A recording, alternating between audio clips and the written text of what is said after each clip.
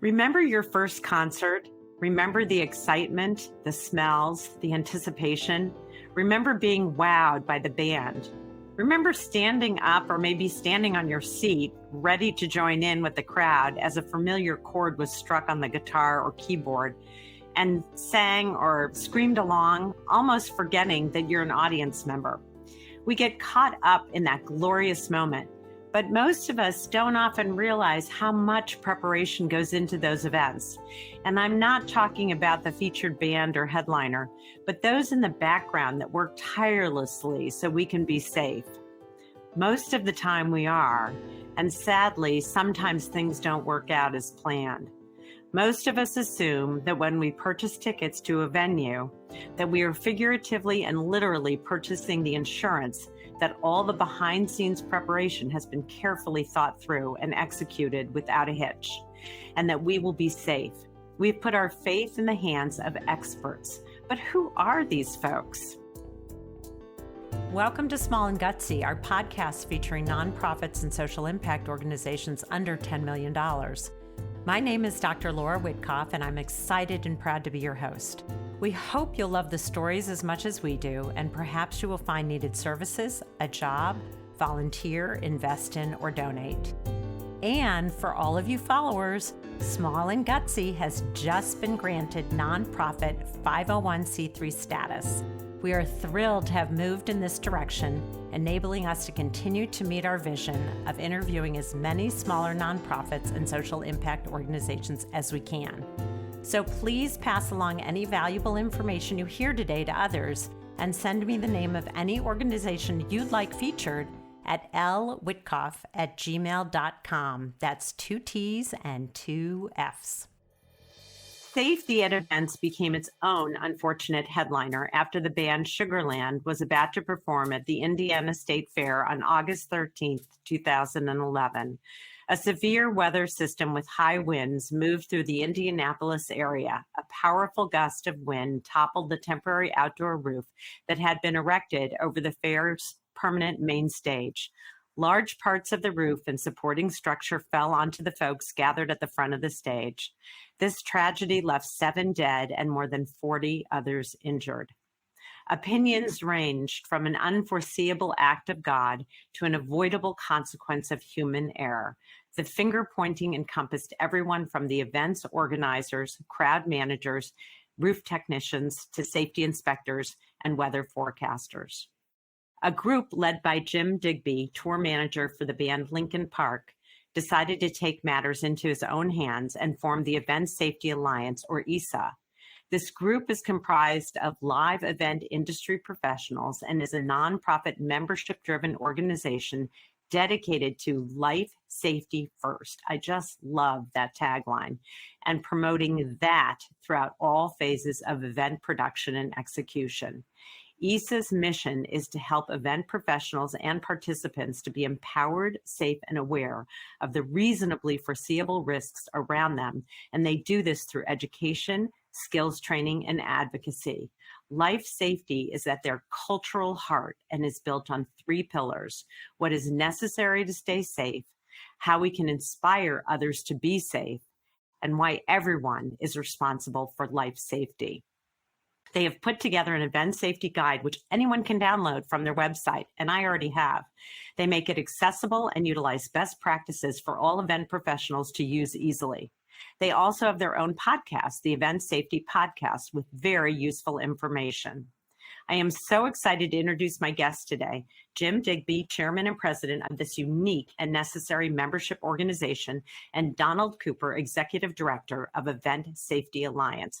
So welcome, Jim and Don. You really responded to a real need, and I imagine it took many, and still takes many, volunteer hours to put this alliance together. And to keep it going. So share your passion about Event Safety Alliance. Thanks for talking to us about this. As you can imagine, this is outrageously important to us. Passion is a word that doesn't really completely describe how we feel about this important mission. Let's go back to about 2012. My background is in public safety, and so I was teaching search and rescue topics in the United Kingdom. And one of my friends and colleagues there said that I was approaching retirement. And he suggested that maybe I get a hold of some folks in the US that were pursuing an event safety alliance, a group that wanted to focus on safety. And he thought it would be a good fit. So he gave me some contact information that eventually led me to Jim Digby, who was starting up, kind of spinning up. They'd already met several times, and mostly a group of production professionals. Eventually, Jim said, "Why don't you get on this phone call we're going to have with this group of people?" They had all these people, idols really in the industry, some of the greatest production folks in the world, and me. I want to highlight the fact that this was a large number of professionals who we all found ourselves on a conference call before Zoom. It was 1-800 conference call. Yeah. Yeah. And that group started as 2 people in a conversation, and then it was 4, and then it was 16. And before you knew it, there was more than 20 of us, all of whom were similarly affected by the results of what happened in Indiana, and all of whom had a desire to make a difference. And as time moved forward, this kind of ad hoc gathering of individuals, it felt like in order for us to really make change, we would need an organization. We would need to be something more than just a bunch of people with a good idea or the desire to make change. So Jim basically put it to me toward the end of the conversation. You said you could help, so I expect you will, and here's what I'd like you to do. And part of that was put together the event safety guide. Was one of the short term. What we want to do is we want to write a book basically about these things. I do have a background in publishing, and so I was part owner of a publishing company in the realm of public safety. What I was able to do was kind of corral all these excellent people, and in doing so, I built relationships that are, more meaningful in my life than many could ever imagine.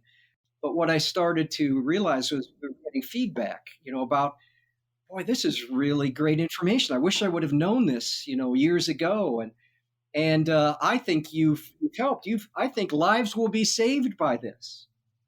And the first time I heard that, it struck me that, as a paramedic, I've heard that type of thing. Often I feel it's a bit over the top, but you mean this is kind of the same thing? We're really able to affect people's lives so directly and so significantly that maybe injuries will be reduced, that lives may last longer and may not be lost.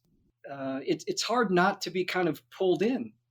I can do certain things like accounting and bookkeeping and writing, and I do those things in the background for the Event Safety Alliance. But mostly when I go to an event or I watch Jim do what he's been doing for so long, I stand in awe of it's an emotional thing to be able to enjoy yourself and know that you're safe, that I want my kids to be able to go with me, and they have. One of the stories, Jim made me the best dad in the world at one time when he allowed my son, who was a big Linkin Park fan, actually go and meet the band. I don't think he probably knows, but most people maybe don't realize what a significant event that is for a father, being able to do that for a son, but also to be able to watch behind the scenes. And I know that my son, in that case, is safe, and he can have fun in a safe environment, but also not just the customers, if you will, the audience, but also the band members and the crew. There's a standard that exists, particularly at Jim's events, but certainly what he's doing is spreading the word that everybody can do a little bit better when it comes to safety. Right. Don, I think it's a true marriage. I don't think you can entirely separate public safety, right, and events. I downloaded the manual, and I think it's absolutely terrific. And I'm not in your space at all. So I think that this was a great marriage, whether it was purposeful or by accident or however it sort of came to be. But it also sounds like you've built an incredible bond because it is about preventing things from happening. And so it really is the preservation of life, because people do go out and live in the world in lots of ways. And so to be able to go to an event or go to a rally or go to a place and feel that it's incredibly safe is a gift. It's preventing injuries to your family is what it really is when we're talking about the crew and the audience, the people that literally pay for your lifestyle. Right. So, Jim, so I use the word passion, but as Don said, it's more than passion. This is sort of a life calling in a way. I'm hearing it that way. I'd be leaving a big chunk of the story out if I didn't connect the dots to the personal part of it for me as an individual, you know. And as a 19-year-old in 1983, I was a technician at a nightclub that was having its grand press opening. And at midnight, when the big reveal occurred, and you know, I can imagine what the circumstances were in '83, a lighting fixture, special effects lighting fixture, fell from the ceiling and killed a girl 8 feet from where I was standing. Ugh, And I was the technician operating that lighting fixture. wow. So Now sorry. subsequent deposition revealed that the contractors had not installed the safety mechanisms at the end of the track that this lighting fixture moved on. And, everybody was in a rush to get the club open. So when I operated it to the end of the track, rather than stop on its own like it was meant to do, it went off the end and went through the skull of Margaret Jones. Now, I was also a paramedic. I'm not a paramedic. I was in a volunteer rescue squad person at that time, and went to try to help. And, so got that vision emblazoned in my brain. So that was '83. And then, of course, we And such started. a young age. I mean, and you were young. Yeah, I was 19. And we started enacting safety protocols the day after we killed somebody, right? And so that theme of, safety preventatively began at that moment in time. And then I left that job, after some time and went to work at Disney, lasers and pyrotechnics and fireworks and things like that, highly safety exposed jobs, and was, given the Disney way when it comes to reckoning with safety and preparing for customer safety. And then through, just happenstance, I ended up on the stage in 1992 when Guns N' Roses and Metallica were doing a show together, and James Hetfield accidentally set himself on fire, and then 55,000 people rioted the stadium. And then I was one of 4 stage managers at Woodstock '99. So I had these Boy, really have you life-defining moments in my professional career that kept hammering and pulling at the scar tissue from 1983. So when Indiana occurred, this was also at a very vulnerable time in my life. Our son had just been born 2 years prior, and he came early, real early, with complications, and mortality was beginning to have a different definition for me. So when Indiana happened, I think one of my first, it was personal in the sense that it could have been me. It could have been any one of us in right. the industry at that time, because there was no written guidance, because there were no places to reference safety, because there was no education opportunities to learn how to be safe. It was all kind of word of mouth and on the job training in 2012, 2011. And so, but, in a self-preservation reaction to what happened in Indiana, I went to try to learn things and couldn't find any work. And at the same time, this kind of round robin phone call thing was happening where people were trying to affect change. And the pieces just added up for me to be around a driver's seat with respect to that operation. The universe kept dropping interesting people on us who could make a difference. Our vice president and attorney, Steve Edelman, we met at a conference for safety for venue people. And I thought, ooh, we need him. And then Don, I saw an email go by from Don, and he could write. And suddenly we had the task of having to do something now that we've said all these things. So it was time to pull Don in. And along the way, each person who's become part of the driving engine of the Event Safety Alliance arrived to the mission through happenstance, through luck, or perhaps through divine intervention. And we have an organization. I believe in that actually. hmm You know what's so amazing, Jim, is that, and both Jim and Don, I think that so much of this, and this is true, I think, sometimes in public safety, is that everybody jumps to finger pointing. Who's responsible? We got to blame somebody. And there's so much effort and time spent on the blame side that you both had taken the opportunity. And Jim, you really spoke to that, sort of your career trajectory, what had happened since you were 19 all the way through, and that there were these constant doors or windows coming your way where you finally said, you know what, this is an opportunity to both learn and do something in a positive, forward thinking, where I feel most people just sort of want to blame and move on. And you all said, no, no, no, no, there's much more to this. And you and other people, but you got this group together and kept saying, we need these folks to be able to really create something that did not previously exist. There were two slightly related moments in time that I think made the difference for our ability to sustain as long as we have.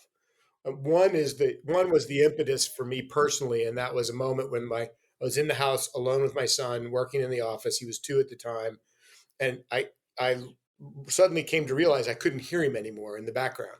I thought, oh, that's bad. I better go find him, and I couldn't find him anywhere. I couldn't. So finally, I did find him. He was in the pantry. He had climbed the shelves of the pantry, and I did what any good father would do. I went ahead and took a picture of him climbing the shelves of the pantry, right?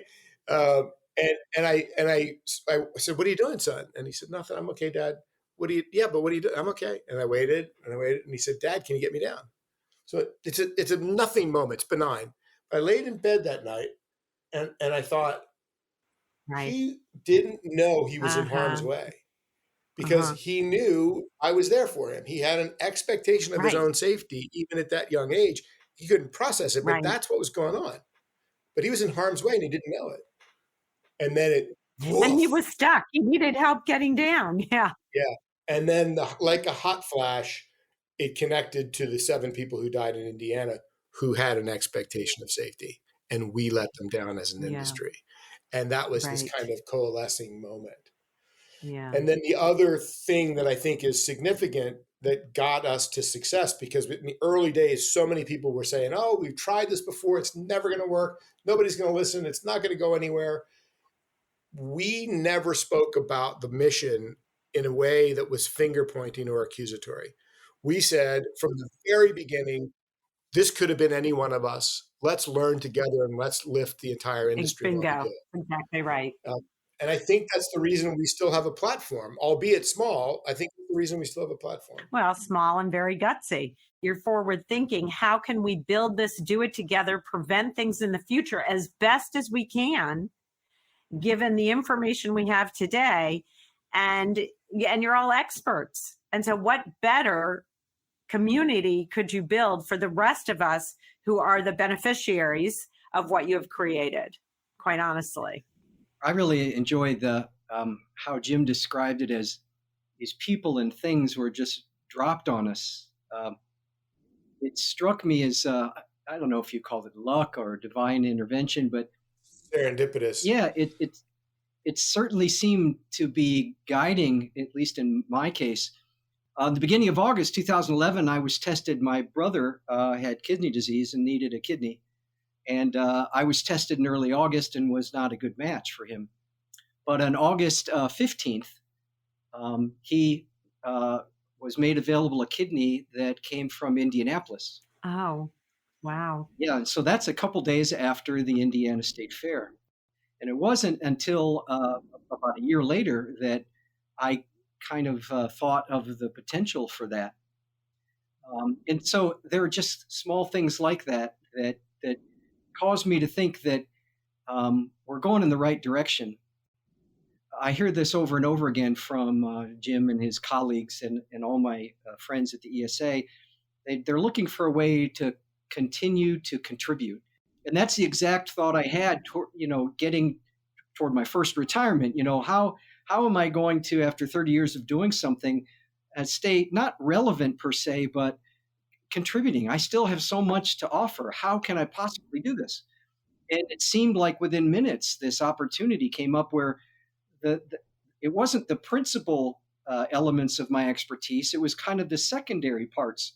Oh, so you can write a bit. Okay, could you help us with that? So you know how to put together a publication. Could you help us with that? These seemed like small, almost insignificant things, but over the years have apparently kind of been quite helpful in the industry.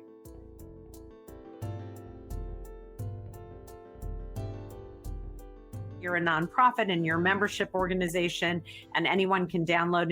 In fact, I encourage every listener to download the manual. I think it's just a great thing to have.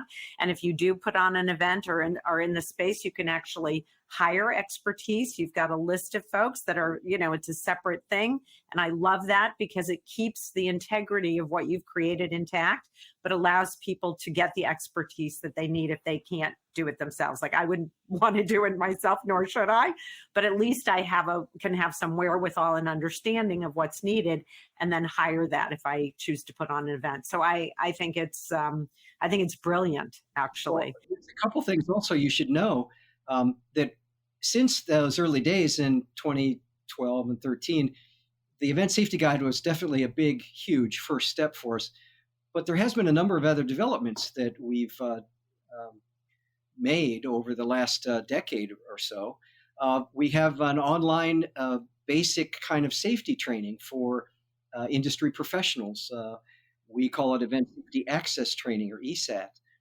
And that's in the process of actually being updated, actually. So we're trying to keep current with those. So it's a very basic understanding. We were rather hoping that at some point, maybe all managers and people that hire folks in the industry might require that at the very beginning of before they'll even allow them on site, for instance. That's a model that's been used in Europe, for instance, where we kind of are borrowing it from. There's a number of other projects that we've undertaken that we're working with, and all of them are done by far volunteers, people who are volunteering their time and energy to do this.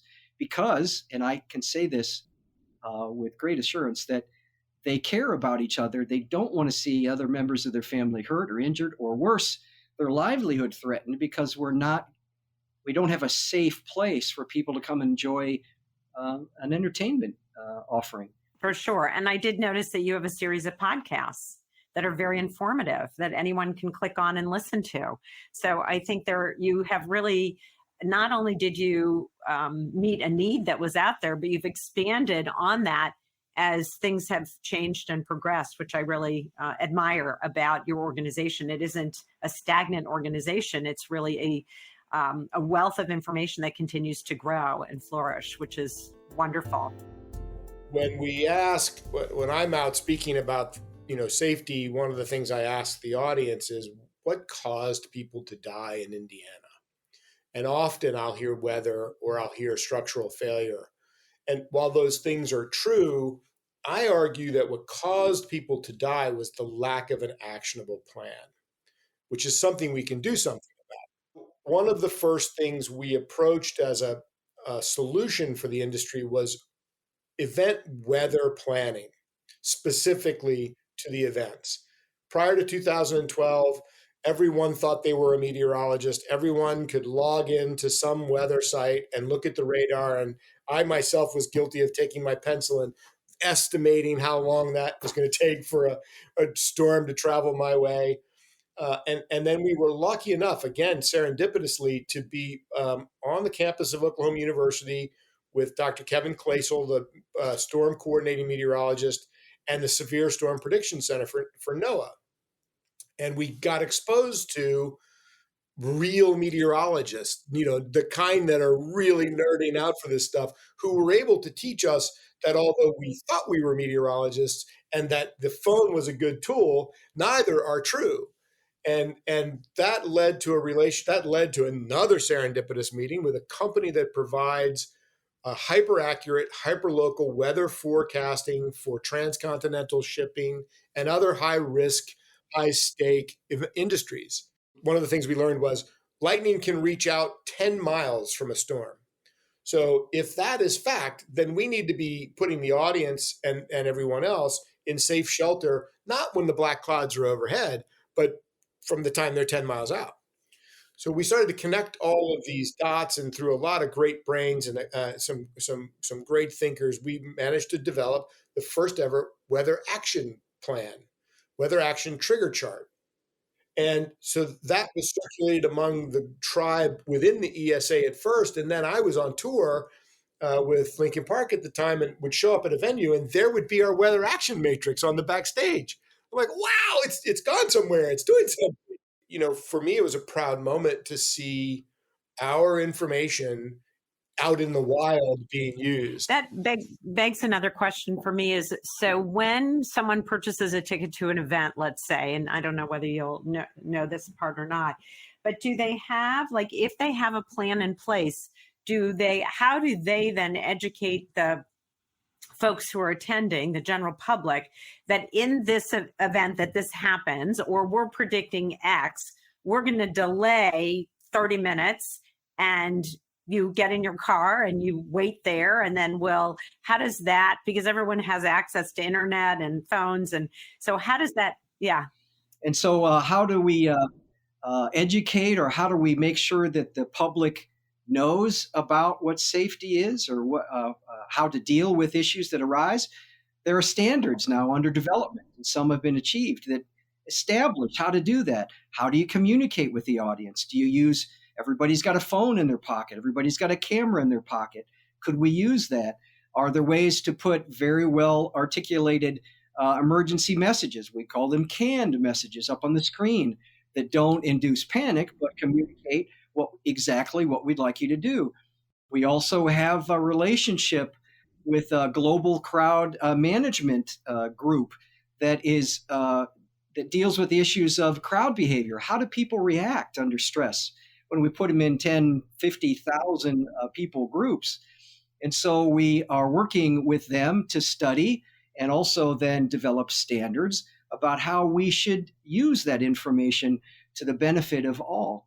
So there's a whole bunch of fingers in different directions that we've evolved into that most people don't really realize, but are extraordinarily important for the safety of everyone involved.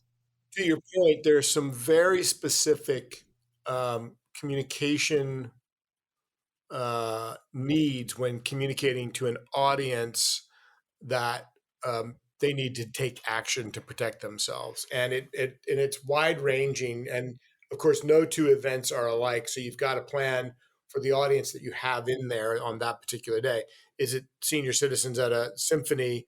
Is it country western? Who knows what it is? Is it a kid show? All of those have different communication requirements, and one of the things we're trying to do is bring science to our industry, something that's demonstrable, that we can hang our hat on, that we're confident is the right solution for those things. You are not only giving the audience education, you also recognize that people's amygdala, their stress goes off immediately. And so if you're giving them an actionable item to do that they planned in advance or no, their likelihood is they're going to follow that, because you've thought it through. You've already done that pre-planning. And I think as audiences begin to practice that and recognize that their safety is at the forefront, if they read on the marquee or look at their phone, they'll know exactly what to do. And I think giving them that, because I think most people don't know what to do automatically. They just want to get out, or, and it could actually cause harm versus following a directive. So I love that you're doing that. I would agree with all of that. And there are two parts in there to unpack. One is the Event Safety Alliance is raising the measure of reasonableness, right? Prior to our organization, reasonableness was defined by look left, look right. What those folks are doing, that's reasonable. Because all of those of us who lead live events, the dirty little secret is we don't have any certifications, any qualifications. There's no measure to our competencies that allows us to have these jobs. You joked about not wanting to produce an event, but based on what qualifications you'd be checked for, you could go out back and produce an event for 10,000 people if you wanted to. So we are in the work that we're doing, we're raising the measure by which you will be judged in the court of law in case in case, something goes bad. At the same time, we're providing, hopefully, um, benchmarks for how to get that education or where to learn those things, or here's what's been done in other places.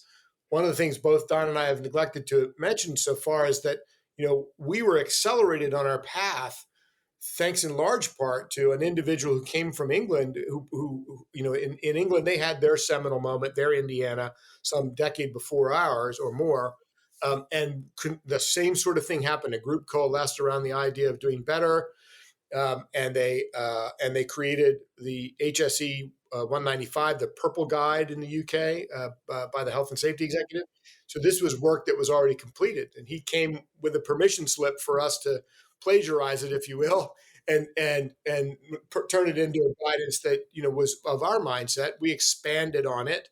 We filled in some gaps that it didn't have, and we did it with the mindset that this could apply globally as opposed to just in one place.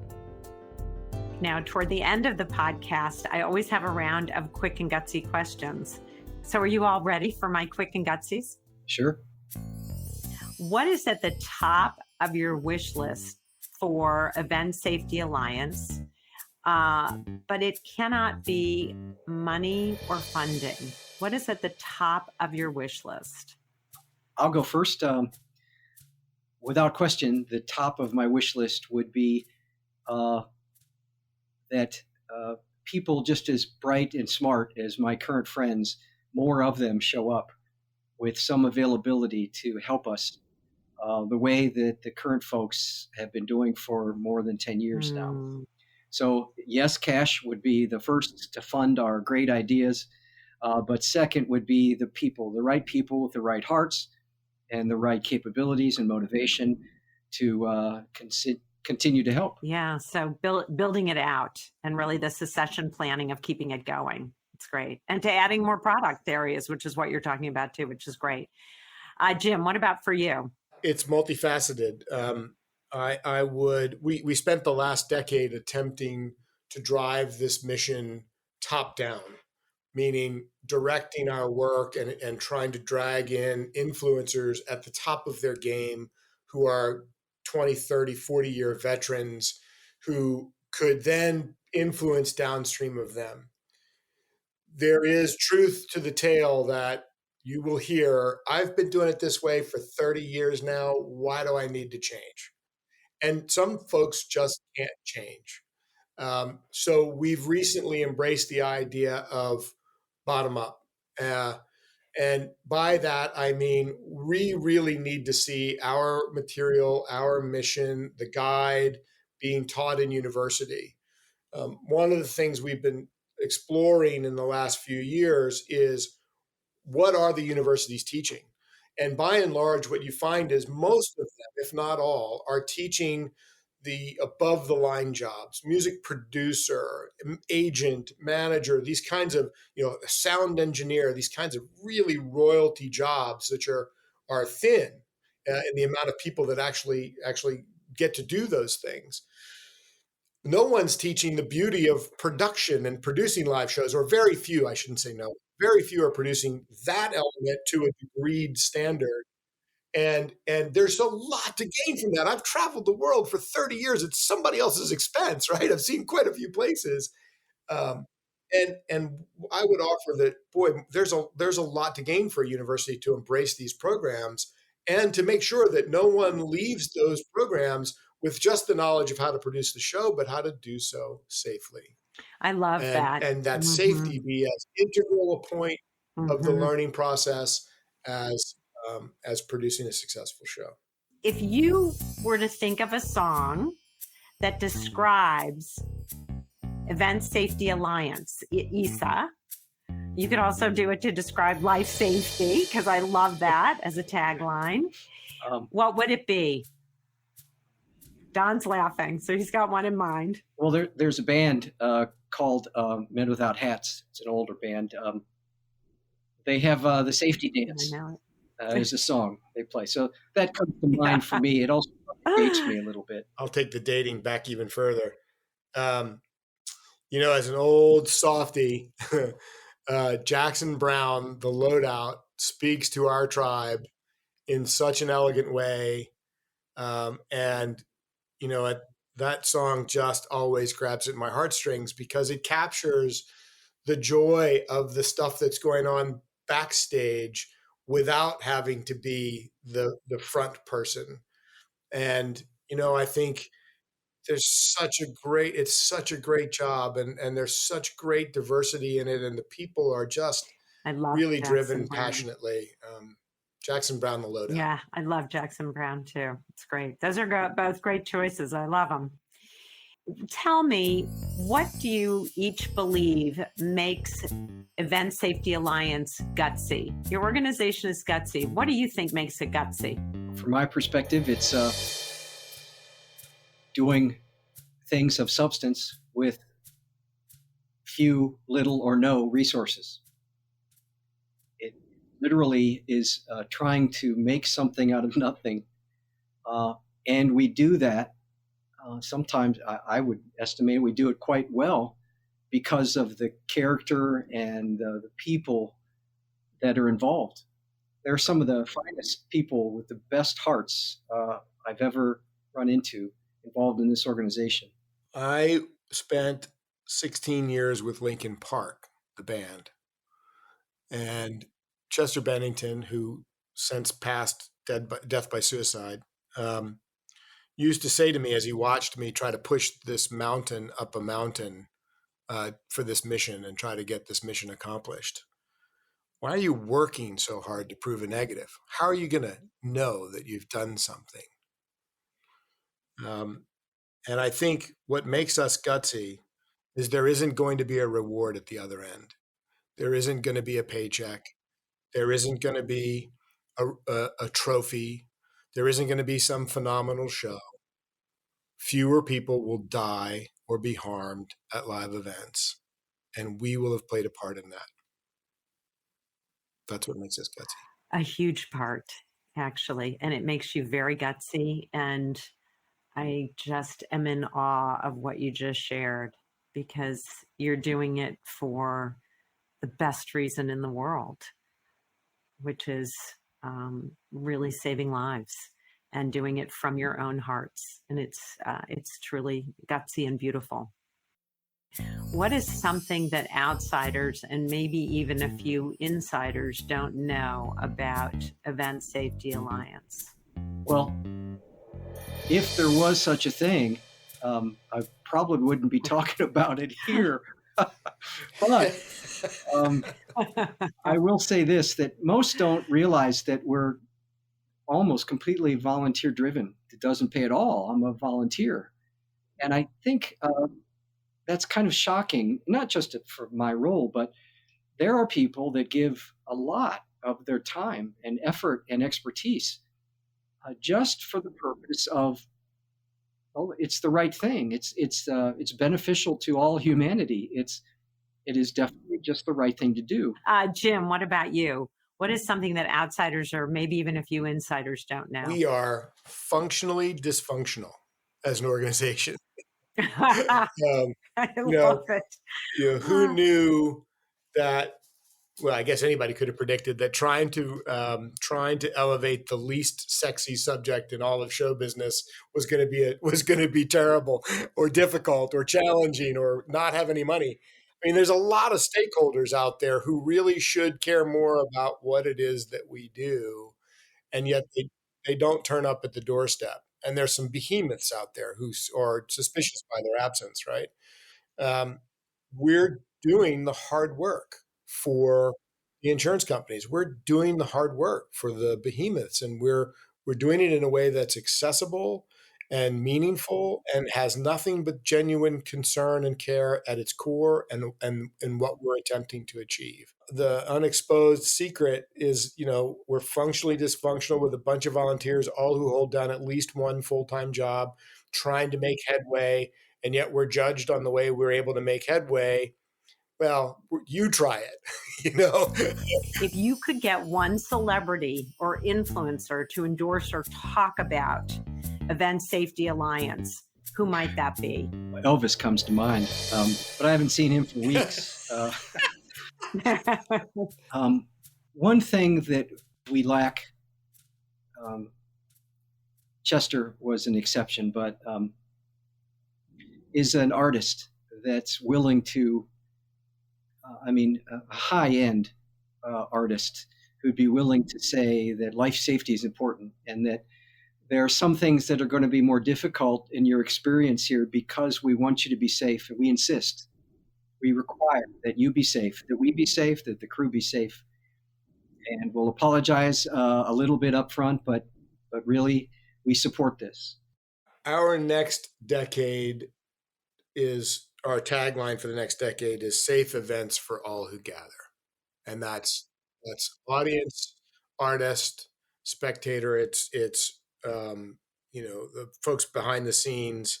And when we talk about this, we're born from the Indiana tragedy, but in reality, ever since Indiana, the lens has continued to widen. We've had Pulse nightclub shooting, we had Bataclan, we had Manchester, we had Vegas, we've had all these awful things. Christina Grimmie, happened since then. And in each instance, we've continued to expand our lens and the expertise with which we talk because we go and recruit those subject matter experts. So the benefactors of the work that we do, I can think of three, and I know you've only asked for one, but I can think of three who would immediately make a difference. And Bob Iger comes to mind, even though it's not music, but boy, there's a lot of people gathering there and they do safety well, but they're a leader in this space. So Bob Iger and Philip Anschutz of AEG and Michael Rapino, Live Nation. They would all turn the table for us immediately were they to recognize the good work that we're doing. Yeah, those are great points because those are huge industry folks who really benefit from the work you're doing. So I wanted to say, any other comments before we close out?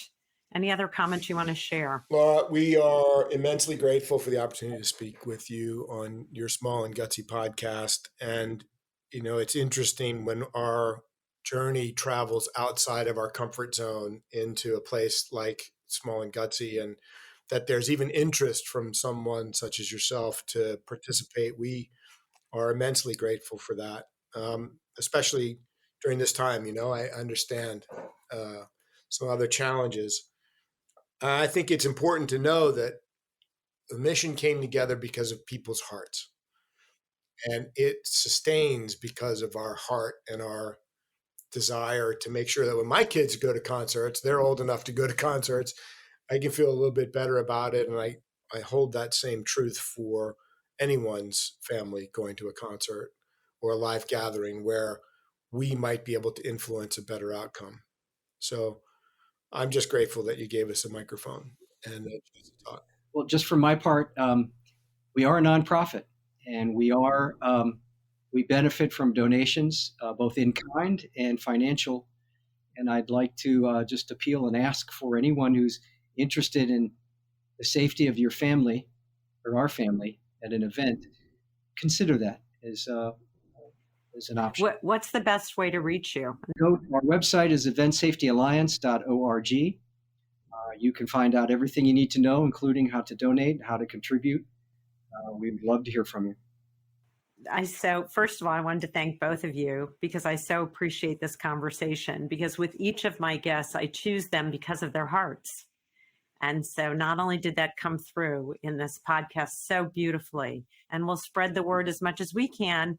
And so will you, and we'll try to get those great titans to pay attention. Not sure. I'm in the LA area, so I may just have to go knocking on a few doors. I wonder if they'll let me in. So you've got to hear this podcast. These people are amazing.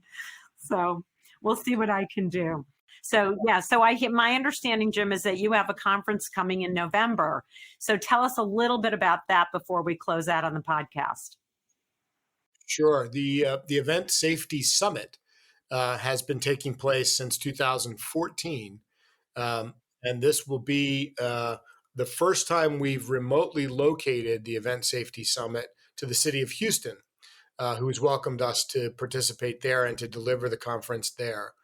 We typically have about 500 people in attendance. This year it's November 7, 8, and 9.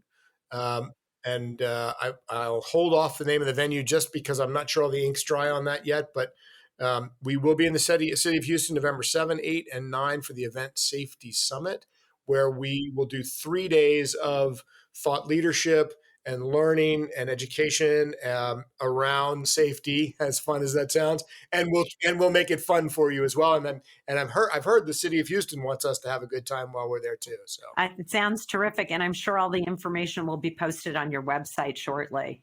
it will, and there'll be a save the date announcement coming out soon, if not when we release this. Great, that's fabulous. And my guess is the event will be very safe for everybody in attendance. Gosh, we hope so.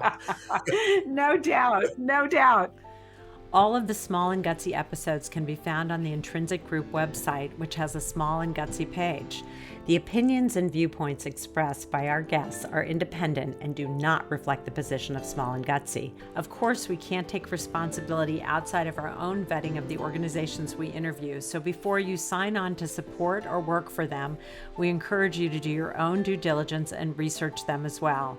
We just want you to learn about the Small and Gutsy nonprofit and social impact organizational sector so they can spread their story and their impactful work. I want to thank my partners in this endeavor, the Intrinsic Group, my brilliant sound engineer and composer, Pavel Franson, my very talented graphic designer, Nate Addy. Please check out their bios on the Intrinsic website. My incredible board of directors, Tracy Brown, John Gatto, Lucy Mello, Serena Rajabian, who believed in me and this project enough so to sign on to support this effort, and all of the folks, friends, and family who have guided and inspired me. A very special thank you to my biggest champion, #1 fan, and best friend, without whom none of this would be possible. Thanks, Mark Witkoff. Thanks for being there. And thank you for listening. If you like this podcast, please share it with your friends, give us some stars, and write a review on wherever you listen to podcasts. From small and gutsy to big with impact, I'm Laura Witkoff. Thanks for listening.